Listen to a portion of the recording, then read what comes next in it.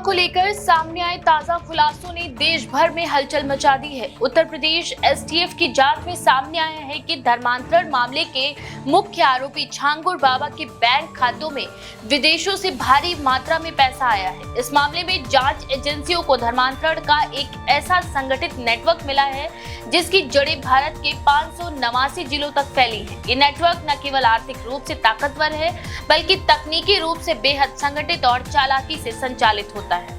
छांगुर बाबा, जिनका असली नाम छांगुर यादव बताया जा रहा है, मूल रूप से उत्तर प्रदेश के गाजीपुर जिले के सैदपुर इलाके के रहने वाले हैं। धार्मिक गतिविधियों के नाम पर शुरू हुई इनकी कथित सेवा धीरे धीरे एक ऐसे नेटवर्क में तब्दील हो गई जिसमें हजारों की संख्या में युवक युवतियां, आर्थिक रूप से कमजोर तबकों के लोग, अनुसूचित जातियों के सदस्य और बेरोजगार युवा धर्मांतरण के जाल में फंसे। एटीएस और खुफिया एजेंसियों की तफ्तीश में जो सामने आया है वह चौंकाने वाला है। एजेंसियों के अनुसार छांगुर के नेटवर्क में करीब 3000 सक्रिय सदस्य हैं जो 589 जिलों में फंसे हुए हैं। इनमें 1000 से ज्यादा युवक युवतियों को प्रेम जाल में फंसाकर धर्मांतरण के लिए प्रेरित करने के काम में लगाए गए थे। ये संगठन बेहद चालाकी से ऑनलाइन और ऑफलाइन गतिविधियों के जरिए अपना प्रभाव बढ़ा रहा था। जांच में सामने आया कि कई युवकों को विशेष प्रशिक्षण दिया गया था कि किस तरह लड़कियों को सोशल मीडिया पर या व्यक्तिगत संपर्क के जरिए अपने प्रेम जाल में फंसाकर उनका भरोसा जीता जाए और फिर धीरे धीरे उन्हें धर्म परिवर्तन के लिए राजी किया जाए। ध्यान देने वाली बात यह है कि इस पूरे नेटवर्क की फंडिंग विदेशी स्रोतों से हो रही थी। छांगुर बाबा के बैंक खातों की जांच करने पर पता चला कि विदेशों से बड़ी मात्रा में फंड ट्रांसफर किया गया जिसका इस्तेमाल इन गतिविधियों में किया जा रहा था। जांच में जिन देशों के नाम सामने आए हैं उनमें खाड़ी देश, अमेरिका, यूके और मलेशिया शामिल है।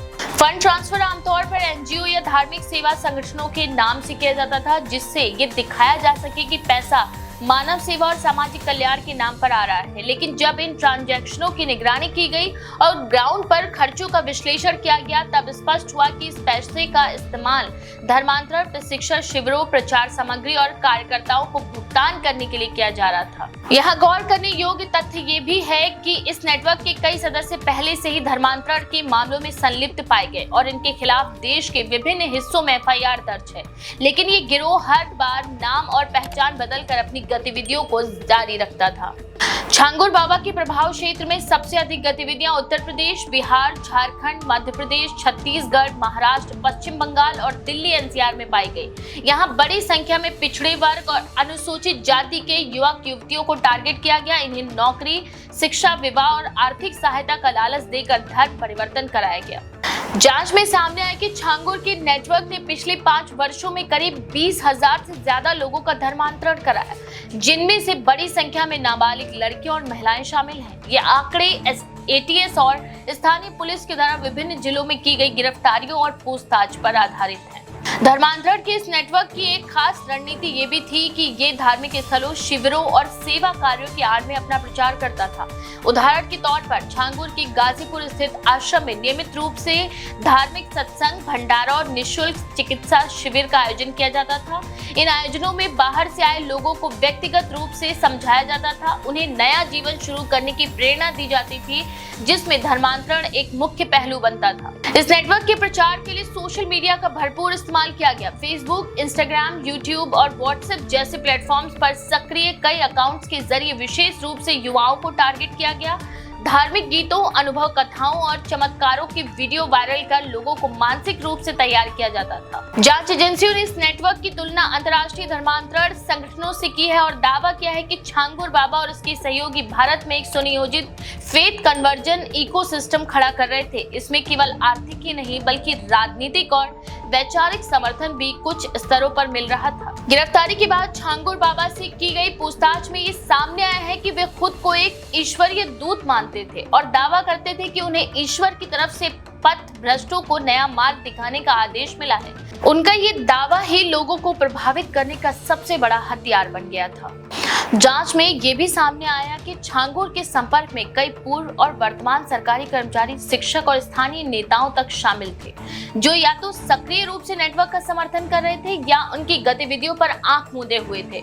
कुछ ऐसे शिक्षक भी सामने आए जिन्होंने अपने स्कूलों में बच्चों को भी प्रभावित करने की कोशिश की, खासकर गरीब और दलित वर्गों के बच्चों को। जांच एजेंसियां इस पूरे नेटवर्क के डिजिटल डेटा को खंगाल रही है, जिसमें बैंक ट्रांजैक्शन, सोशल मीडिया गतिविधियां, कॉल रिकॉर्ड्स और विदेशी संपर्क शामिल हैं।